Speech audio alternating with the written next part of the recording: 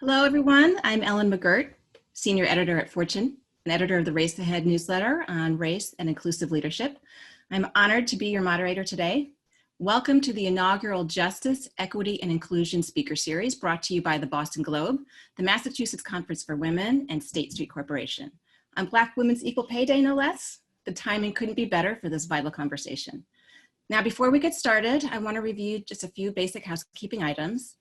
During the event, we'll be accepting live questions from the audience. So if you'd like to submit one, please use the Q&A function at the bottom of your screen and I'll keep an eye out for it. This session will also be recorded and distributed to all the registrants in the follow-up email that you'll receive after the event. Now, it is my great pleasure to introduce Paul Francisco, the Global Chief Diversity Officer and Head of Workforce Development Programs at State Street Corporation, a wonderful guy and an ally, the presenting sponsor of the Massachusetts Conference for Women and one of today's hosts. Paul, take it away. Thank you, Ellen, and good morning to all. Paul Francisco, my pronouns are he, him, and his, and I'm proud to welcome you all to the first year in this series of conversations about justice, equity, and inclusion, hosted by Mass Conference for Women, State Street, and the Boston Globe. Today's conversation, like those to follow, is for everyone. It is for women and men, inclusive of all. Though our focuses in these discussions will be on people of color, the intersectionality of their experiences and the importance of our white allies and how they show up in support. This has been a year of tremendous pain and loss, but also a year of opportunity. A chance to grow in our understanding and support of each other, an opportunity to make something better, an opportunity to make something better at these difficult times. And we can, we're all connected. So our focus here today is on identifying and cultivating the skills that are needed to unpack and undo racism in our workplaces. At State Street, like many other organizations, there's a renewed effort to hold up the mirror to ourselves, examine our culture, our practices, and to continue on the path of allowing these type of discussions, though sometimes difficult, to actually take place. One of our commitments is to further our training on anti-racism, and our support of this Justice, Equity, and Inclusion series is part of that commitment. The Massachusetts Conference for Women resolved to make diversity, equity, and inclusion its focus for 2020 when planning started back in January. No one then could have just anticipated how much more important that would become. And I know I speak on behalf of State Street and the Boston Globe in saying that we are proud to partner with the Massachusetts Conference for Women in hosting this year-long speaker series. I also believe that the progress that we will make in advancing justice, equity, and inclusion in the year ahead of us will be because of the efforts of people like you, people who are willing to learn, to grow, to understand, to care enough to make things better, and to be leaders that every one of us can be. So let's get started. Today, we're happy to have with us nationally recognized anti-bias, anti-racist teacher, educator, Britt Hawthorne. And Fortune magazines, you just heard her, senior editor and one of my favorite bloggers, Ellen McGirt. Britt will first share a framework for white professionals to understand what truly means to be an anti-racist and how to create change by using the pyramid of accountability. She will also discuss ways Black, Indigenous, Latinx, and people of color can empower and advocate for themselves in the workplace where racism occurs. Britt's work seems to move justice from being an idea to an accepted culture. She partners with action-oriented educators, helping them to plan their next steps for creating classroom environments that are inclusive and equitable for all, and is the co-creator of the Instagram handle #antiracist book club. So please make sure to follow her. Following her presentation, Britt will be joined by Fortune's Ellen McGirt for a thought-provoking conversation to explore systemic understanding and education. Ellen established the Race and Culture Beat in 2016 and writes Race Ahead, a daily column on race and inclusion in corporate life and beyond. And as I mentioned, I love reading Race Ahead. So let's get started on empowering ourselves to challenge racism and bias, work towards justice, and workplaces that work for all. So please give a warm virtual welcome to Britt. Thank you so much, Paul. And thank you everyone who has signed on, hopped on Zoom, did one more Zoom with us. I appreciate it. I am honored and humbled to be here and to be with y'all today. Like Paul said, I'm Britt, pronouns she, her if I'm new to you. I also want to begin by doing a land acknowledgement. I am Zooming from the unceded ancestral lands of the Ottapah Ishak peoples. It's now called Houston, Texas. I want to acknowledge by saying that this land was stolen from them by colonial invaders, and a number of the Ottapah Ishak peoples were forcibly removed, even after violent resistance.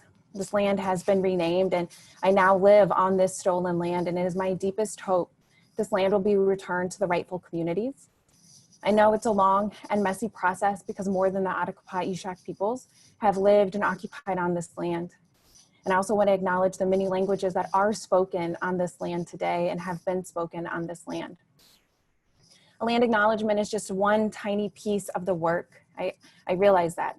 A land acknowledgement moves us a little bit towards reconciliation, but it's also important to take action. So while I do not have the power to redistribute this land and to give it back to the rightful owners, I do have the power to redistribute funds in which I earn and I receive from living on this land. I ask you, along with me, to redistribute a portion of our funds to Indigenous language immersion bilingual schools that are continuing their Indigenous language. I encourage you to research your lands, the lands that you're occupying, the people, the history, the contemporary Indigenous folks that occupy your land as well, and the languages that are spoken. It's a place to start. It was a 2019 commitment for me. I'm continuing it now into 2020. And from here on out, as a non-Indigenous person, I do feel it is my work to acknowledge that. I also am going to share today about anti-racism, what it is, what it's not, and how we can begin anti-racism. I'm going to go ahead and share my slide deck now. Thank you.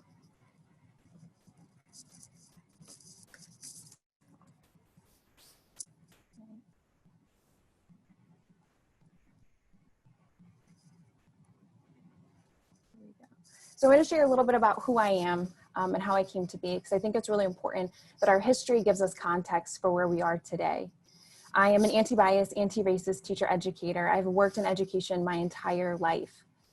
I find it very interesting because I think education, along with media, are one of the most prevalent places in which racism is perpetuated. It's where a lot of us have learned racist ideologies, beliefs, actions. And as my really good friend Tiffany Jewell says, everything I learned about racism, I learned in school. And I think that's really powerful for us just to sit with and think about what myths have I ingested and consumed. In 2017, I was pushed out of the classroom, and I now consult with educators across the country, talking about anti-racism, anti-bias work, what it is, what it's not, and how we can push the work so that it becomes the authentic culture within our classrooms and spaces. I also love to say that I have messy hair and I have a heart for justice. I am deeply introverted, believe it or not, and I am the peacemaker of Enneagrams, which means that I come to this work with humility and harmony, and I find hope in the work as well. Something about being an anti-racist educator means that we have to be not only deeply hopeful, but we have to be extremely creative and imaginative, because we're dreaming and creating a world that we do not live in today. Oftentimes folks want to say, well, what is it? Tell me what I can do. And you have to be able to sit with and wrestle with being creative, being artistic, imagining what would this world look like? What would it feel like? A part of it is imagination, and part of it is that we have to look back in history as well. Because we have to acknowledge, as long as we've had racism, we've also had anti-racism. And we've had anti-racist allies, we've had anti-racist policies and procedures. So it's important for us to also understand the history so we can better have a context of where we're trying to go.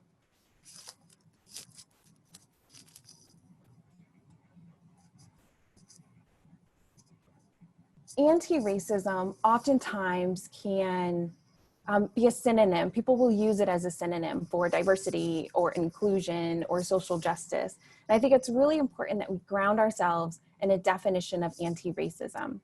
At this moment right now in the chat box, if you want to share the first few words that come off the top of your head for anti-racism, I think that would help to frame where you're starting from And then also lean into the possibility of being open for what anti-racism can be. Knowing that no definition is ever perfect, labels are never perfect, they will always be imperfect, right? But it's being able to be challenged by the nuances and the complexity, and being open to those nuances that allows us to redefine and to define anti-racism. My favorite definition of anti-racism actually comes from the NAC.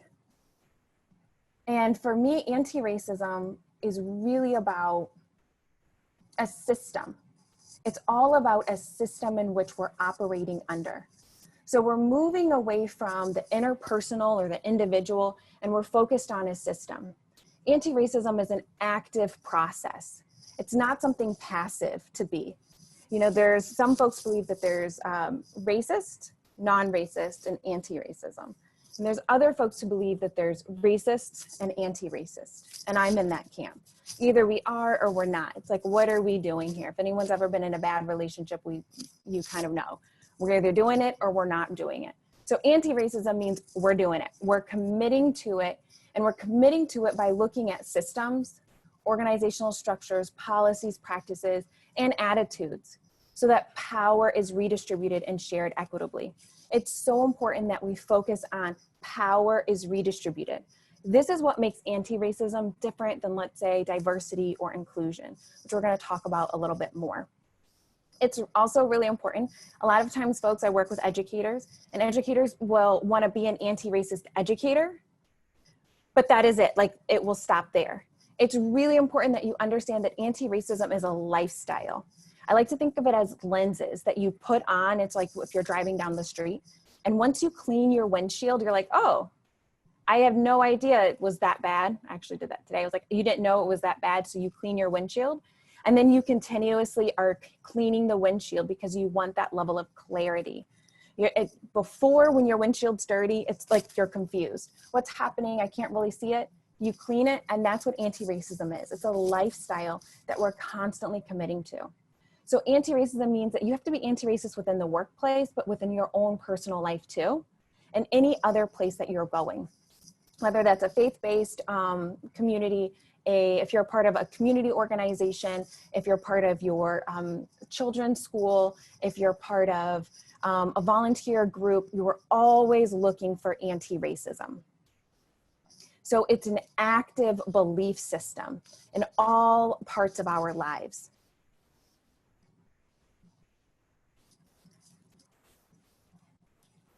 In order to have anti-racism continue to work with that lens, it's really important to ground yourself in a framework. My favorite framework is the Liberatory Consciousness Framework, developed by Dr. Barbara J. Love, who's a living legacy, and she's in Massachusetts. And so you can go and you can listen from her and learn from her.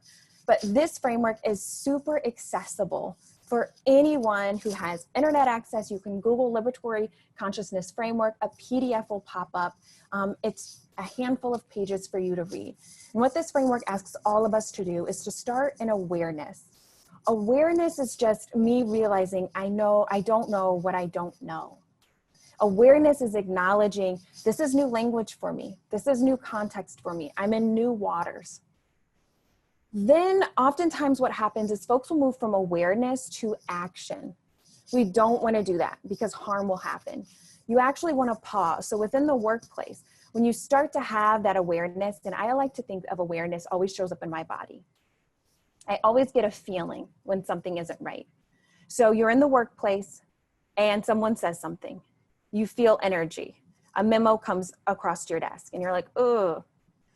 Actually, from awareness, go to analysis and sit in that discomfort. Think about to yourself, why am I feeling this? What am I feeling? Do I have language for this? Who is a trusted person that I can go and I can listen and learn from? What are some phrases that I can research? Asking ourselves questions like, who's here and who's missing? Why are they missing? What ways and what language did we use? Where did we mark it? Who did we talk to or who did we not created this situation? And after you've spent a bit of time in awareness, then move to action.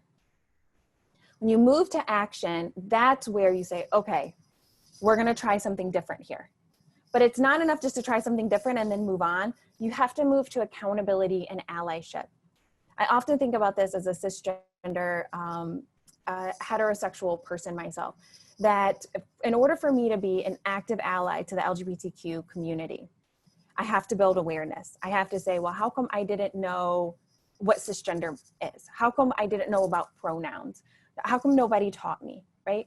So I'm in awareness. I then spend time in analysis to think about what levels of discomfort do I have, but then who in fact was complicit in my ignorance? Where was their erasure and how did that happen? And I also have to think to myself, how come I'm also in a bubble myself? I then can move to action. I can think about community centers that I want to volunteer at, or I can think about how could I make a part of my monthly grocery shopping, where I pick up some items and I can drop it off at, we have a local pantry here in Houston that's walking distance from my home. And on Thursday nights, their mission is to provide a hot meal and a place for LGBTQ youth to come who are unhoused.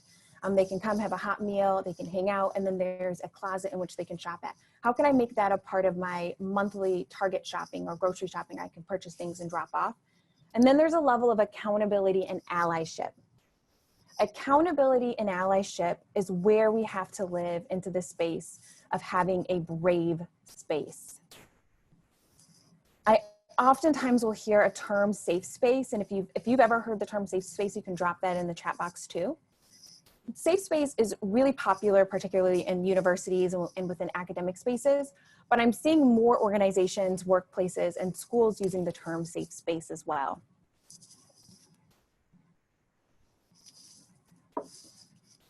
A safe space is one that is typically free from judgment based on identity and experience.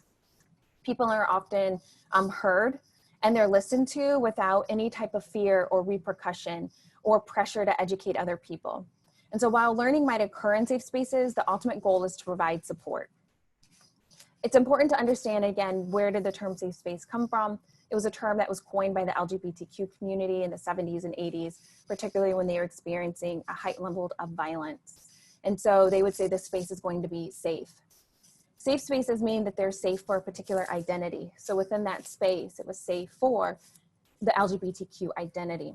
That doesn't mean that you weren't going to still experience microaggressions, or on your way here, you're going to experience harm. Or if you hold a different social identity, let's say you are gay and disabled, or Black and disabled, or Latinx and disabled, that you weren't still going to experience harm. But it meant that for that particular identity, you weren't going to have to translate it or transcribe it. You weren't going to have to explain to anyone, and you most certainly weren't going to have to educate people. Within anti-racism, it's important to note that we have to have a brave space. And a brave space encourages dialogue. And that's where we have the accountability and allyship. In a brave space, it means that you're recognizing that we all hold different identities and we all have had different experiences that have shaped our core beliefs, and that we continue to have experiences that we create, we intentionally or unintentionally create, that will continue to solidify those core beliefs. In a brave space, though, it means that we're holding each person accountable to do their own work of sharing and also coming to new understandings. It is oftentimes uncomfortable, as all learning is uncomfortable. If you think back about you tying your shoes or learning how to ride a bike, or maybe memorizing your multiplication tables or learning a second language, learning is uncomfortable, and anti-racism work is going to be no different. But in a brave space, that is where learning occurs. And accountability and allyship, you have to have a brave space because you have to hold yourself accountable. And we're going to talk a little bit more about the pyramid of accountability. I also want everybody to know, it is important to know that you don't have to have an either or. You can have an and. But in terms of priority, we have to prioritize a brave space. And by creating a brave space, you will then create a safe space. So now we're going to do a bit of word power. We're going to talk about the difference between diversity, justice, inclusion, and equity, because I took a look at some of the questions that folks were asking ahead of time that you had the opportunity to drop in. And it's, again, having shared language gives us the container to have the conversation. So I hear these terms used interchangeably, and they're not interchangeable terms. And the best way for me to share what these terms are is actually using Dr. Defina's work, the language of appeasement. And I understand that everybody has accessibility to see the slides, so I'm going to just read a few of them for you. If you're able to read the slides, that's wonderful, then this isn't for you. But I just want to acknowledge we're on a virtual platform, and I don't want to make that assumption. So diversity asks, who's in the room? When equity responds, who's trying to get in the room but can't? Whose presence in the room is under constant threat of erasure? Inclusion asks, has everyone's idea been heard? But justice responds, whose idea won't be taken as seriously because they aren't in the majority? Diversity asks, how many more of, and you can pick any kind of minoritized identity group, do we have this year than last year? And equity responds, well, what conditions have we created that maintain certain groups as the perpetual majority have? Inclusion asks, is this environment safe for everyone to feel like they belong? Remember that word, safe? Justice challenges, whose safety is being sacrificed and minimized to allow others to be comfortable, maintaining dehumanizing views? This goes back to that safe space, brave space.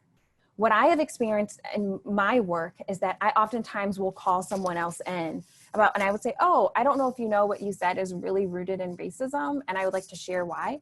And they'll say, oh my gosh, I thought this was a safe space. And what they're trying to do is they're trying to weaponize that word safe space against me. They're trying to say, oh, I actually thought I was open to say whatever I wanted to say, and no one was actually going to hold me accountable, even when my opinions are based in your dehumanization. In a brave space, we believe in the gift of truth. We say, oh my gosh, I had no idea that was rooted in racism. It's been a part of my vocabulary. I need to sit with that. Do you have a word or phrase that I could Google so I could do my own research? It's a paradigm shift of saying that I value you as a human being and I want to stay in relationship with you.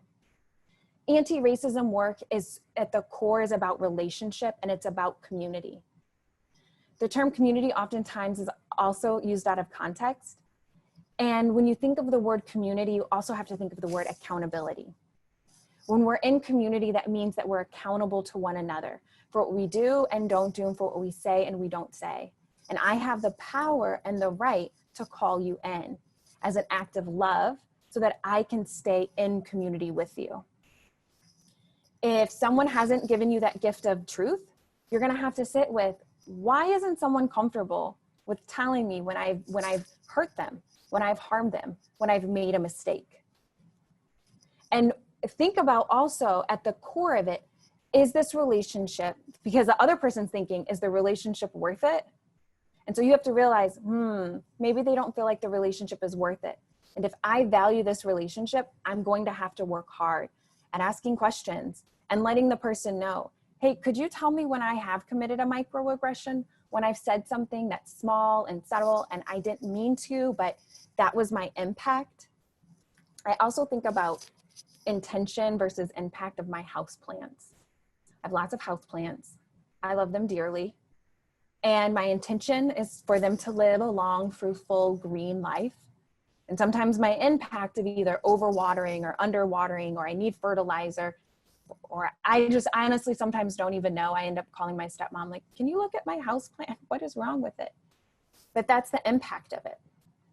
So we have a pyramid of accountability. And this is something that I created if you've ever seen the pyramid of white supremacy or the pyramid of genocide. So we already have some frameworks to think about ways in which we've all been harmed. And I mean all of us, Black, Indigenous, folks of color, Asian, Latinx, Pacific Islander, white folks, Indigenous folks. We've all been harmed by living under an ideology that says the dominant groups, the dominant culture is what needs to be praised, affirmed, seen, and continued as valuable while other cultures are seen as less than or other or diverse. So this framework starts us at an active ally. And so if we think back to that liberatory consciousness framework, we started with awareness, we moved to analysis, we went to action, and now we're at accountability and allyship. And this is where we're going to spend the rest of our chat today together, is talking about accountability and allyship. Again, the root of anti-racism work is about community and it's about relationship. Because anti-racism work is good business for everyone. It humanizes everyone and it liberates everyone so that we can all reach our fullest potential. And I don't mean that as a euphemism, I mean that in reality. And so we have to start at the base core of being an active ally, not a passive ally. Thinking about my example for an LGBTQ ally, this might be something where I change my pronouns. I show my pronouns. It might be where I change my Facebook cover that shows the rainbow circle. An active ally is someone who's committed to anti-racist thinking. They're ready to feel discomfort and they're also self-educating. They're not expecting someone from the said community to educate them. Their outward actions are responsive. So they're not necessarily preventative, but they're responsive to what they're seeing and hearing. But it's so important to understand they're not disrupting the status quo significantly. So going back to the definition of anti-racism, it's work so that we are redistributing power equitably. So active ally is going to be our base. It's oftentimes where we start our work. And depending on the context and who we're talking to or where we're talking, you'll move in different sections of the pyramid. Our next part of the pyramid is going to be accomplice.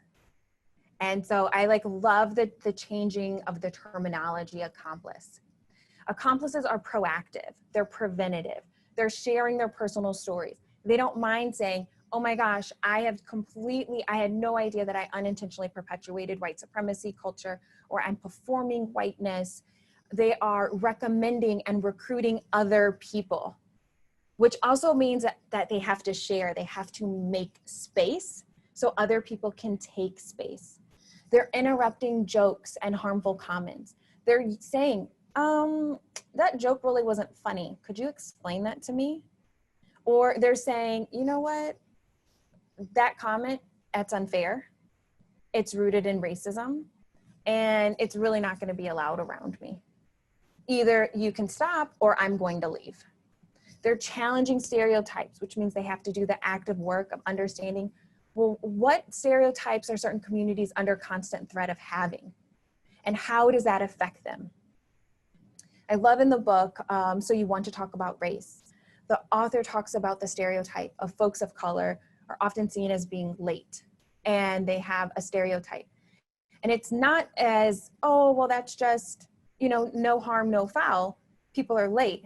It's understanding that then when they come to a job interview and someone holds that stereotype of folks of color are oftentimes late, then when they're in the job interview, the person who holds that stereotype might say, oh, well, I'm not going to hire this person because I know this person's going to be late and I'm going to have to constantly be on them.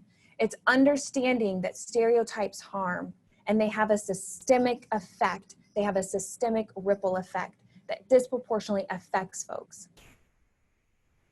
They're making space. So if you've ever been in a space where people will introduce themselves, like I might say, hi, I'm Brett Hawthorne, and my pronouns are she, her, and my racialized identity is Black, and my ethnicity is Black biracial, and I'm English speaking, I'm a US citizen, I'm cisgender. If you've ever been in a space where they're sharing their social identities, but all they do is share their social identities, that goes back to awareness. It falls flat. You have to spend time of analysis of saying, why are folks sharing social identities? Why do we feel the need to have to name who folks are? And the reason how come we have to name who folks are is because we have to understand within this space, because every time you come into a new space, you're interacting with different folks, the social identities, the interactions will change. So within this space, how in fact are my social identities going to affect myself and affect others? And so really, in order to have that allyship, that accountability and allyship, you would introduce yourself and you would say, here's the social identities in which I'm going to be privileged in this space. Here's the social identities in which I'm going to experience marginalization. And it is your own work to listen and learn and think, wow, if I have more privileged identities than the next person, I need to create space. That is the work of anti-racism. That is the work of justice. It's sharing power equitably. Because I understand if someone holds more marginalized identities, then society does not listen to them. They don't take them seriously. They don't pay them equitably, right? They have disproportionate effects. And then our very last one for our pyramid of accountability is going to be our co-conspirators. So this one is my absolute favorite one. And not everyone's going to be a co-conspirator all of the time. You have to realize that. But you also have to be aware of when you're not being a co-conspirator. The best way for me to describe a co-conspirator is you're taking risks. You're putting yourself out there. You're the one that's knocking on the table saying, hey, I just need everybody to stop, look at this space. And if that means that if I need to move back, I will move back. That is uncomfortable, and that is justice work. It's saying, how in fact has society colluded for me to be exactly where I am right here, right now, today? And how can I collude with anti-racism? How can I be a co-conspirator with anti-racism to shift that, to change it?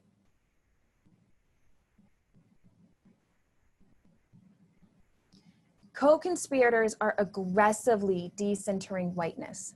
They're changing their behaviors. They are understanding the privileges, or I love how Dr. Nolan Cabrera, I believe his last name is, how he uses the term white immunity. So it's not necessarily a privilege that you're receiving, but it's the negation of what you don't have to go through. So you're understanding, you're being proactive in your actions, and you're working to making sure power is distributed fairly. So at this point, I know that I've shared a lot, and I know that I live in Houston, but I am a native from Illinois, so I also talk a little fast. And I can't wait to chat with Ellen, because Ellen said, well, I have two ways of talking, fast and faster. And I love that, because I feel like I just have fast, but living here, I'm learning. I'm slowing down a little bit. But I love to be able to open up the conversation and have questions from the community.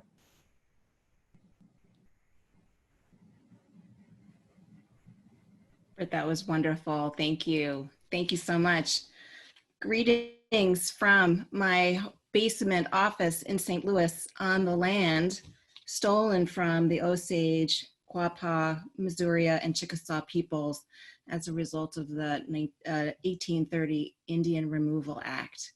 It is and one of many acts of violence on the lands here, and it continues to resonate in all of our spirits. So thank you for giving me the opportunity to share my messy hair and my messy context, and to acknowledge that we all have work to do to remember and to honor. So thank you for that. I love your curls. They are popping today.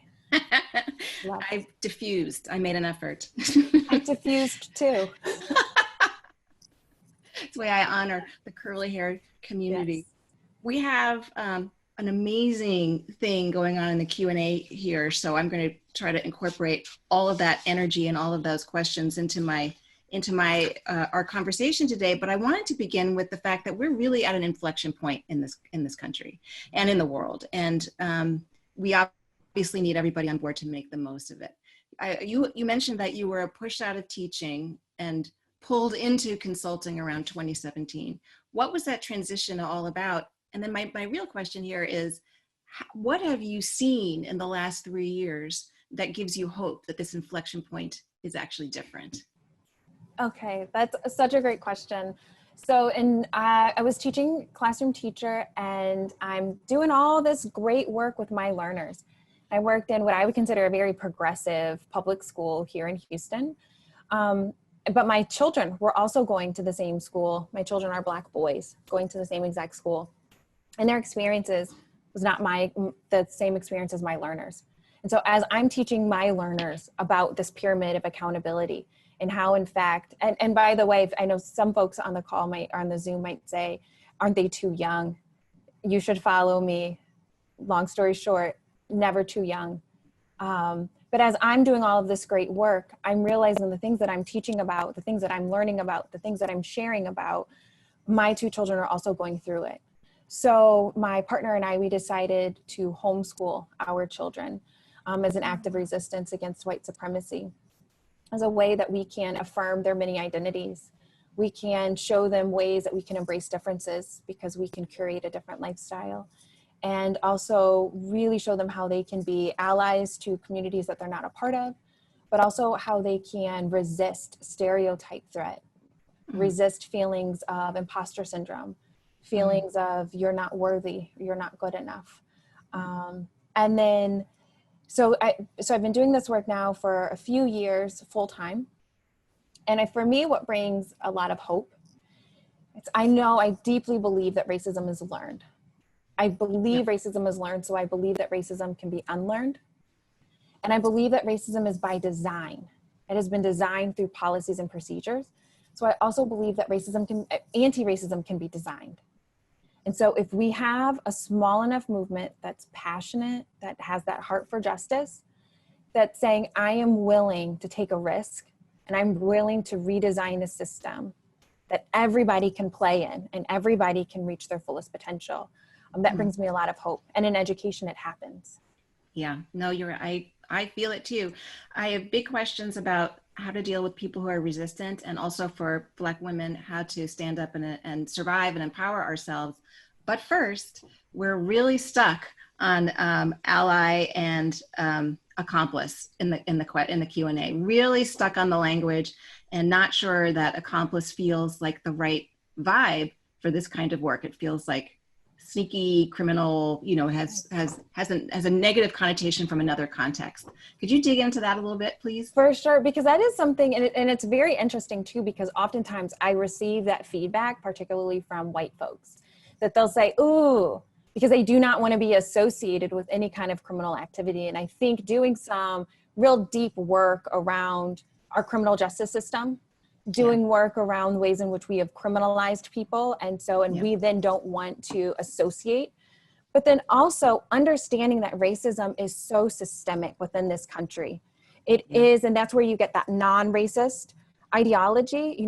Dr. Beverly Tatum says, if you're a non-racist, then you're just on the runway at the airport and you're just going along with it. And so in order for you to have to actually work against this system, you are going to have to be an accomplice. You're going to have to say, hey, can we get a small group of people over here to do good work, to do tough work, to do hard work and messy work? So, it is a little sneaky, because oftentimes if you say, and it's interesting, 3 years ago, I started using the term A-bar. I received it from, in St. Louis, there's a school called City Garden Montessori School.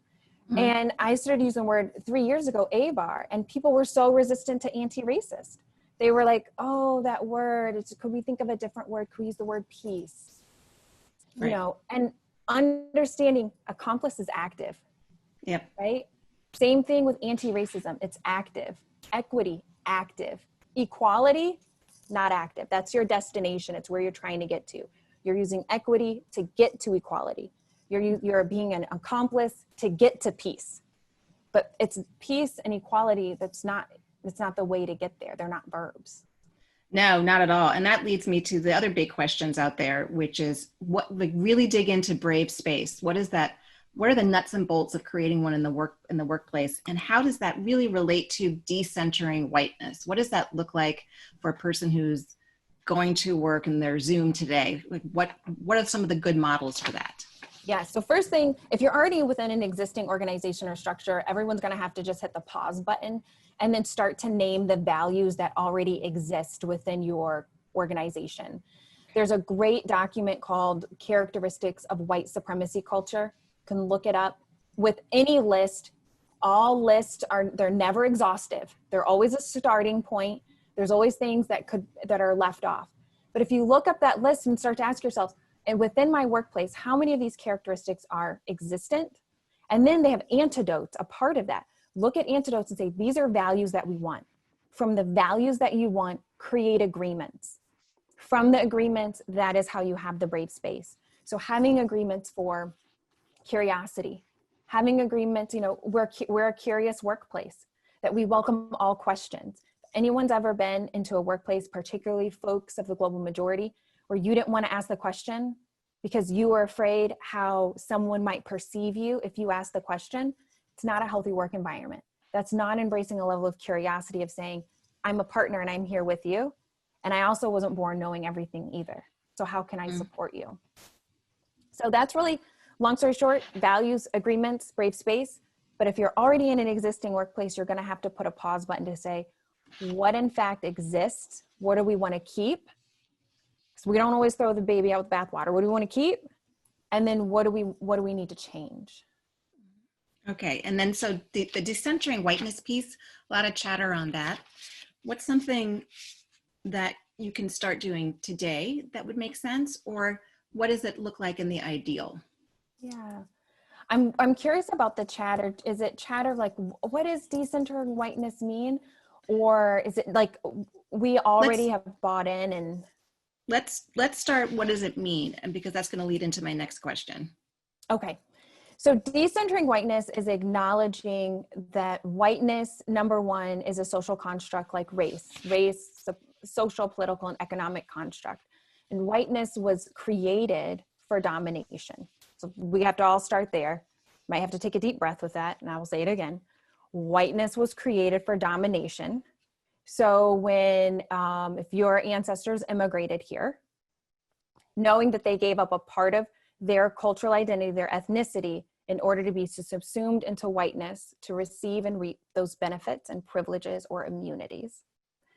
And so realizing that whiteness, and folks are whiteness, they could present as white, they could be white presenting, white passing, or in fact, their ancestors are European ancestry. Right. So we have that group there. And so what you're saying is that, wow, I'm a part of a group that was created. It doesn't mean that you created it. I want everybody to know that, because sometimes folks get stuck in that. It doesn't mean you created it, y'all.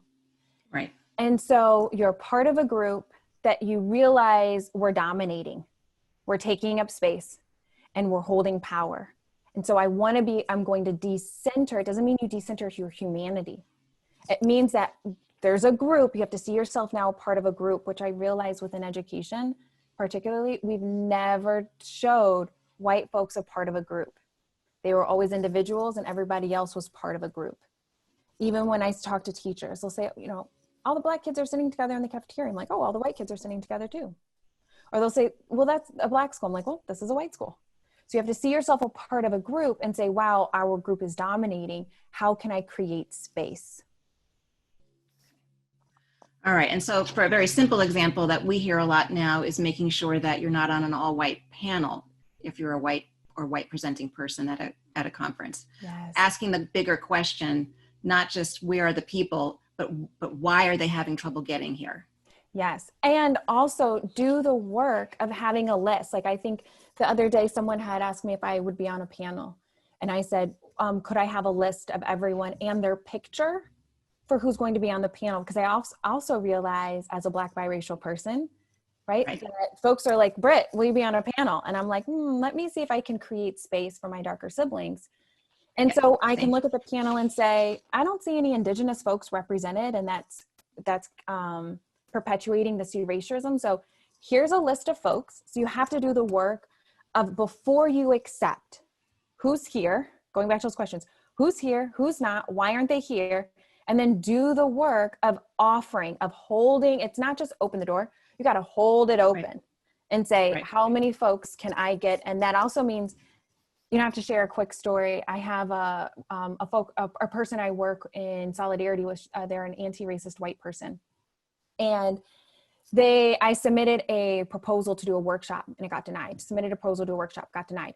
They submitted a proposal to do a workshop. It was accepted. and I am qualified than them. And so I was telling them about it, and they said, oh, well, my workshop proposal was accepted. And I'm like, I'm not surprised. And so they said, I want you to come and I want you to be prepared to present. I said, are you sure? They said, yep.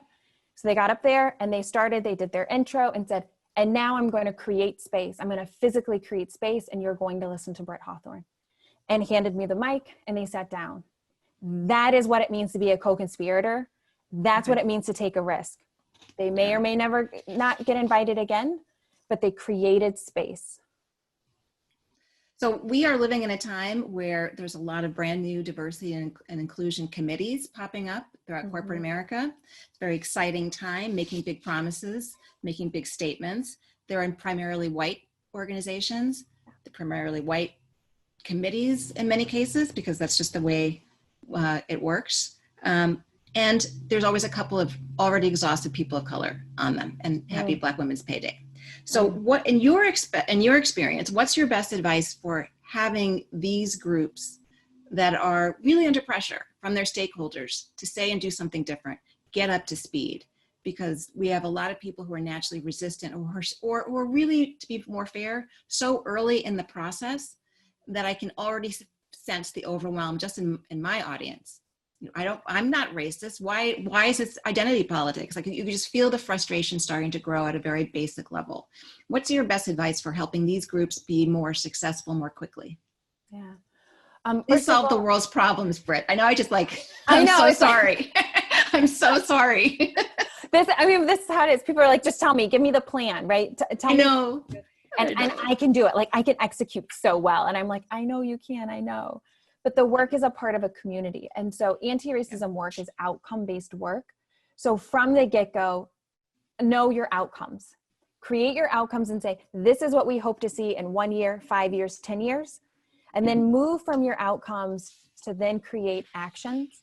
And again, for the folks of color, the folks of the global majority that are on there, you're gonna have to make sure from the get-go, say, I know when y'all see me, I don't present as transparent.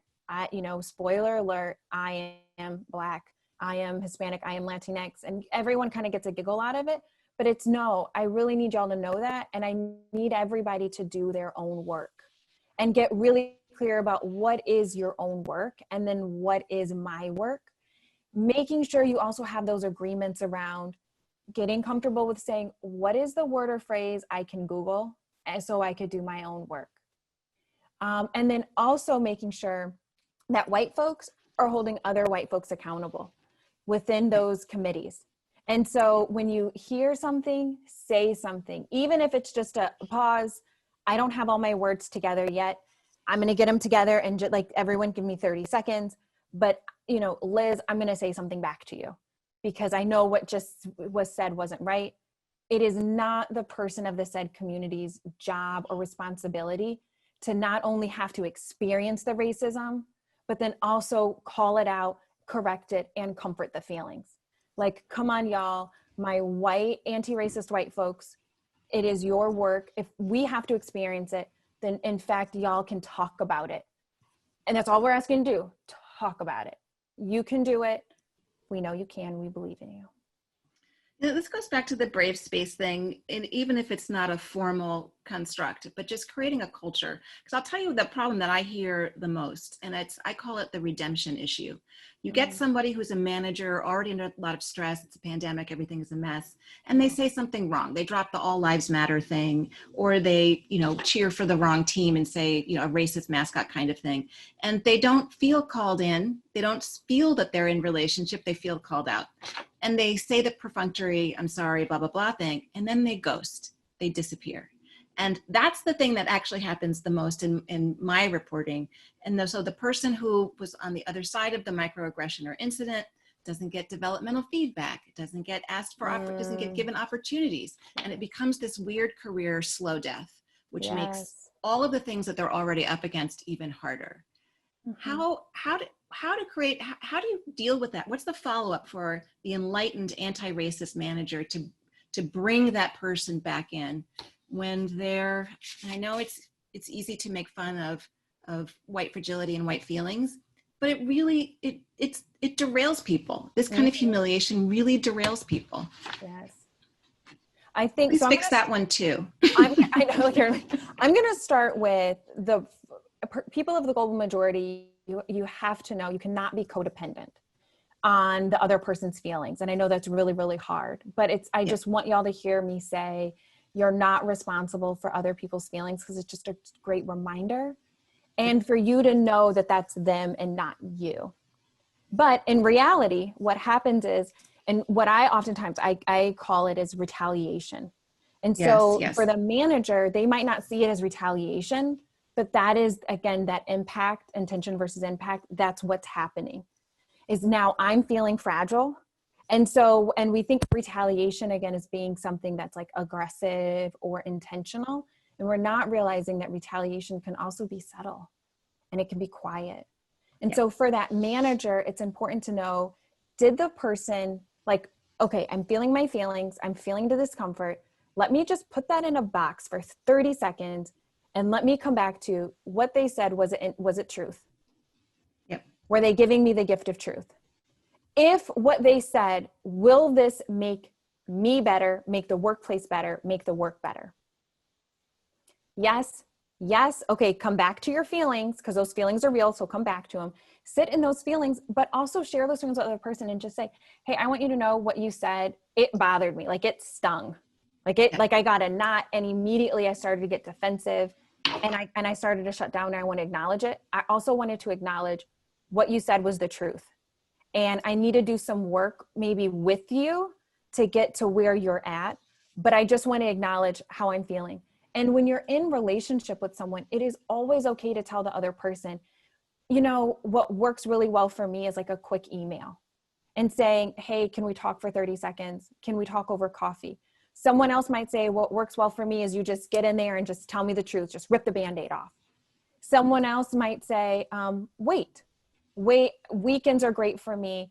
So having that relationship of also letting the other person know, I want to continue to hear the truth. This is for my own personality, how I like to hear the truth. And also thank the other person for the gift of truth. Always thank them for making you a better person. You know, I have to believe that as we model, if we see these behaviors modeled in big and small ways, it's going to make it easier for folks to grow around this.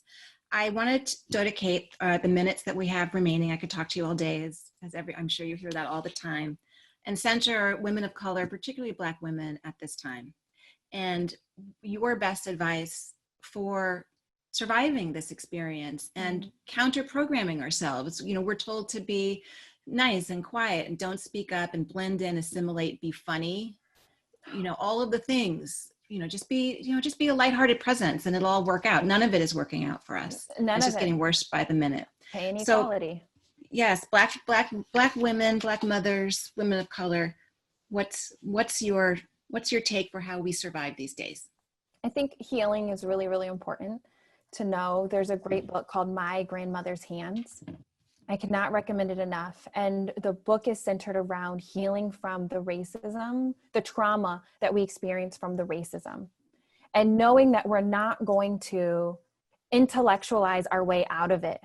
We're not going to be able to get into a conversation with with white folks and be able to talk our way out of it, that we have to heal from the years, the decades of ways in which we've been harmed.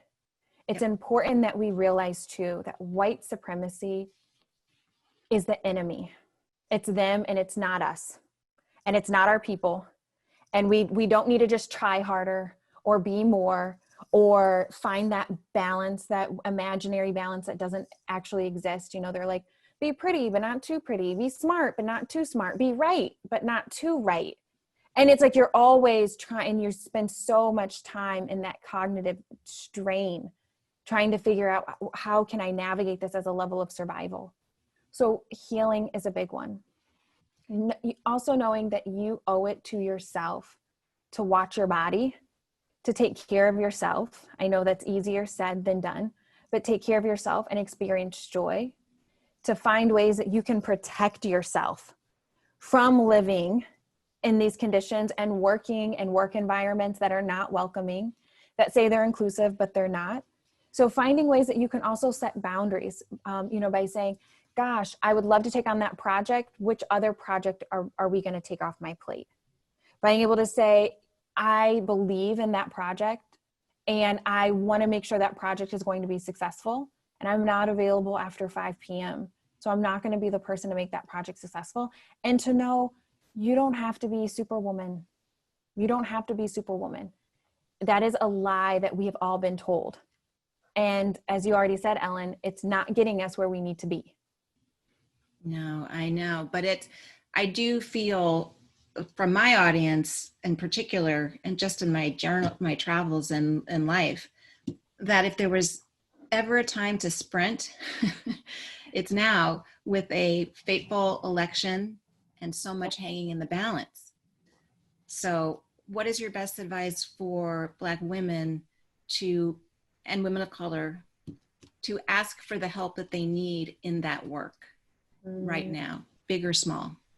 Yeah. Small, I would say, look to your family and friends. Start the conversation with family and friends, because these are even conversations that we don't oftentimes even have with the ones that are in our unit, and the ones that we know really no matter what, they're always going to be there. So I might mess up and I need to practice. So start the conversation so that it's a low risk for you, and build that muscle and that confidence that it's going to take, and that level of comfortability. So you can have a conversation and you can drop words like decenter whiteness or white supremacy culture, and it's just part of your vernacular. And then big, really, really big, looking at your workplace and starting small with a coalition of folks. See if you can organize a small group of folks who can go to managers, supervisors, leaders, and say, we really need anti-racism training. Here are a handful of anti-racist trainers and what you can bring in. These are days and times, like do the work, hand it to them and say, let's make it happen. So we only have a minute or so before I wrap. Is there anything that you didn't cover today that you wish that you had? Anything you'd like to dig in a little bit more? Just any parting words? For everyone, my parting words would be to approach this work with curiosity rather than fear. And you'll notice everything from there will evolve and you will grow. I also want folks to know that anti-racism work, even though the term is now, I would consider becoming a buzzword, that the work is long, it's lifelong, it's a commitment. And you're not going to get awards or rewards for doing anti-racist work. Folks get awards for upholding the status quo, and that's important to know in the beginning for everyone, that it's long work and it's thankless work.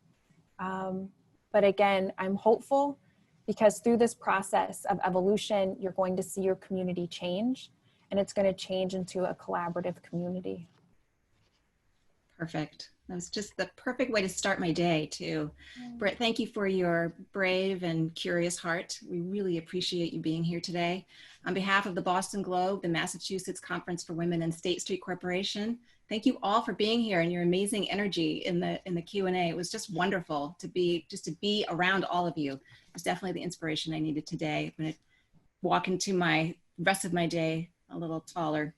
Just as a reminder to everyone, this is the first in a quarterly speaker series. To learn more about these future events, please go to the Massachusetts Conference for Women's site and sign up for their newsletter. It's amazing, at maconferenceforwomen.org. I also invite you to visit the Conferences for Women's new resource center on confronting racial inequality. I spent a big chunk of my morning there, and it is awesome. Conferencesforwomen.org is where you can find it. It's just invaluable resource just to stay informed, stay strong, stay inspired, but most importantly, to keep moving. This only works if we do it together, right?